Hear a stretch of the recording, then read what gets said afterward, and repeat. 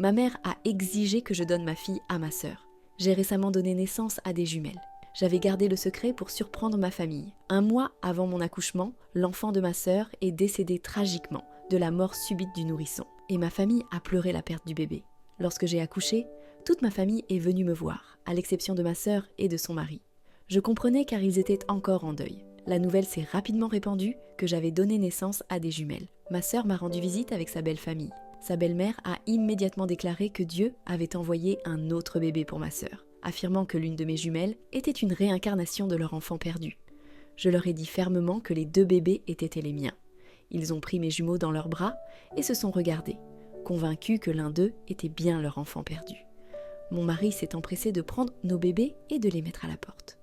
Plus tard dans la journée, ma mère m'a rendu visite et a insisté pour que je donne l'une de mes filles à ma sœur parce qu'elle était en deuil. J'ai refusé. Je lui ai dit qu'ils étaient à moi. Le lendemain matin, nous avons vu sur notre caméra que sa belle-mère se tenait devant notre porte à 3h du matin en train de prier. J'en ai eu des frissons dans le dos. Je les ai menacés de nous laisser tranquilles. 1 semaine plus tard, nous avons trouvé un oiseau mort qui a été éviscéré sur notre porche et une tache de couleur rouge sur les côtés de notre maison. Mon mari et moi avons su à ce moment-là que nous devions partir. Mon mari a appelé la police qui lui a dit qu'elle ne pouvait rien faire car quelqu'un était peut-être en train de nous faire une farce. La tache rouge sur le mur et notre porte était du sang d'animal. Ils nous ont proposé de demander une ordonnance restrictive une fois que nous aurions trouvé le coupable. Mon mari était motivé et savait de qui il s'agissait après avoir visionné les images de notre caméra surveillance. Je lui ai dit de ne pas le faire car il s'agit de la belle-mère de ma sœur et que c'est peut-être en leur parlant que nous réglerons le problème. Je crois à ce genre d'arrangement, mais j'avais tort. Après la dernière visite de sa belle-mère, j'ai parlé à ma sœur de son comportement bizarre et que cela nous a fait peur. Je ne suis pas sûre qu'elle lui ait jamais rien dit, car sa belle-mère revenait toujours à 3h du matin exactement, priant sous le porche, debout, chuchotant en penchant la tête. Ma sœur m'a alors dit que je ne devrais pas lui cacher mes enfants et qu'elle devait se sentir mal parce qu'elle a perdu sa petite fille. Elle m'a ensuite dit d'imaginer ce que je ressentirais si je perdais un enfant. Ma sœur était l'enfant préféré et elle obtenait tout le temps. Et ce n'est pas le cas cette fois. Après que ma sœur m'ait harcelée tous les jours, m'envoyant des milliers de messages et de courriels. Un matin, nous avons trouvé encore un oiseau mort sous notre porche, éviscéré comme si quelqu'un l'avait fait intentionnellement. J'ai appelé ma sœur et lui ai dit que si sa belle-mère venait encore nous voir, nous appellerions la police. Ma sœur n'a jamais répondu. Quelques jours plus tard, tout le monde, y compris moi, mes jumeaux et mon mari, avons commencé à être très malades. J'ai eu l'impression que quelqu'un nous avait fait quelque chose et j'ai pensé que c'était sa belle-mère. Ma mère est venue nous aider, car nous étions très malades. De plus, mon mari a eu un accident de voiture dans lequel quelqu'un l'a embouti sur l'autoroute, détruisant notre voiture. Heureusement, mon mari n'a pas été gravement blessé. La deuxième fois, nous avons eu de la chance car nos enfants se trouvaient à l'arrière.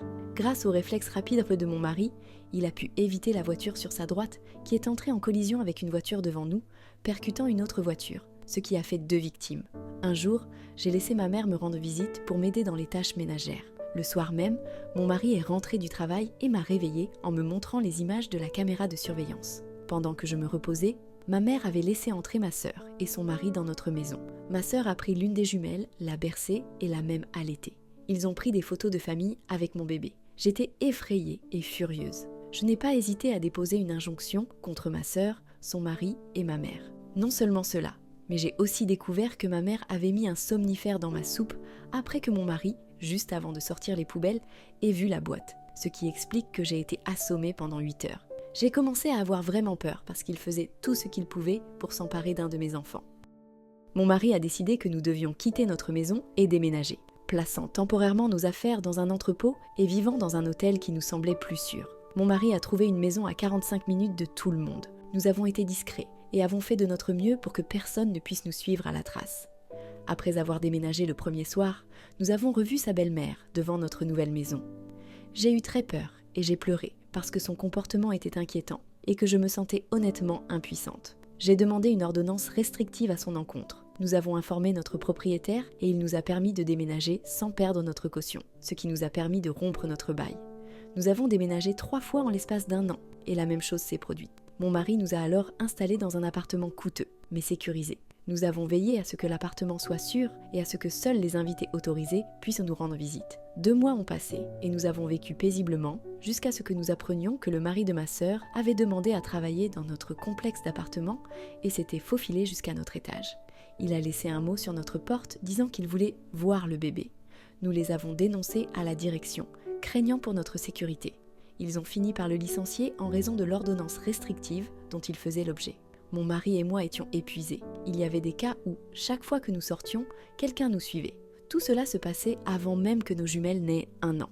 Imaginez l'épuisement que nous avons subi. Nous avons déménagé de maison en maison parce que notre famille voulait notre enfant. Mon mari et moi avons décidé de partir à l'étranger et de vivre dans la clandestinité. Nous n'étions pas retournés aux États-Unis pendant 5 ans, pensant qu'ils finiraient par nous laisser tranquilles. Nous avons décidé de retourner aux États-Unis parce que mon mari a reçu une excellente offre et une promotion. Nous vivions dans un condominium près de son travail. Honnêtement, je n'avais jamais eu aussi peur de ma vie en devant m'enfuir avec des bébés de moins d'1 an. Nous avons découvert que la belle-mère de ma sœur avait été condamnée par son mari il y a 10 ans. Ils ont également fait une découverte choquante. Elle avait une pièce remplie de bougies et de photos de personnes pour lesquelles elle priait, ou je dirais qu'elle jetait des sorts, ou faisait de la magie noire. L'une des photos sur son mur nous représentait avec mon mari. Cela explique notre maladie soudaine et l'accident de voiture. Mon mari et moi n'avons pas l'intention de revoir ma famille ni de lui parler. J'ai décidé de laisser ma famille derrière moi pour le bien de nos filles, malgré la peur et le traumatisme. Nous avons réussi à reconstruire notre vie. Jamais je n'aurais pu imaginer que cela puisse arriver ou que cela puisse arriver à quelqu'un. La quantité de choses malsaines que les gens sont prêts à faire pour obtenir ce qu'ils veulent est stupéfiante. Et dans mon cas, il s'agissait de ma propre famille. Je ne peux même pas faire confiance aux miens. Pour répondre à la question principale, où sont ma sœur et son mari maintenant ? La dernière chose que j'ai entendue à son sujet, c'est qu'ils ont essayé d'avoir un enfant à nouveau, ce qui s'est soldé par une nouvelle fausse couche. Ma sœur souffrait d'un grave trouble mental. Ma mère a voulu se réconcilier avec moi et s'est excusée pour ce qu'elle avait fait et a promis de ne plus recommencer.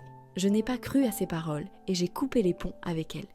Quelqu'un a dit à ma sœur où nous nous trouvions, mais elle est arrivée trop tard. Elle a pris l'avion jusqu'en Australie en pensant que nous y étions, mais nous avons déménagé il y a longtemps. Un membre de la famille m'a dit qu'elle était toujours à notre recherche. Ma cousine, à qui je peux confier ma vie, n'a cessé de donner à ma sœur de fausses adresses et de faux pays à visiter jusqu'à ce qu'elle s'épuise. Il lui a fallu 4 pays pour arrêter de nous chercher. Honnêtement, si elle réussit à nous retrouver, je suis prête à l'affronter et à protéger ma famille. Je la sortirai dès qu'elle aura mis les pieds sur ma propriété. Oui, j'ai presque oublié, ma sœur a essayé de nous poursuivre en justice. Vous vous souvenez quand je vous ai raconté que ma mère avait laissé entrer ma sœur et son mari dans notre maison après m'avoir fait dormir pendant 8 heures. Ils sont passés à un autre niveau et ont essayé de nous poursuivre en justice, affirmant que nous avions volé leur bébé. Mon bébé. Ils ont montré au tribunal des photos d'elle tenant mon bébé, prises dans notre maison. Ils sont même allés jusqu'à voler l'acte de naissance de mon bébé et à le falsifier pour étayer leurs affirmations insensées. Ma mère a témoigné en disant que ma fille était l'enfant de ma sœur, mais le tribunal ne l'a pas cru. Mon médecin accoucheur et mon infirmière ont témoigné, confirmant la vérité lors de l'audience. Ma sœur a complètement craqué, criant que mon bébé était le sien et que je ne méritais pas mes enfants. Ce fut un moment dramatique et terrifiant, qui a choqué toutes les personnes présentes dans la salle d'audience. Après tout ce qui s'est passé, mon mari et moi avons finalement décidé de quitter les États-Unis pour de bon. Nous avons réalisé que nous serions plus en sécurité si nous partions. Je veux que ma famille vive en paix et soit protégée sans que ma folle de sœur ne nous poursuive. Cela a été l'expérience la plus épuisante de ma vie. Si l'histoire vous a plu, n'oubliez pas de vous abonner et de partager. Nous postons une nouvelle histoire tous les jours.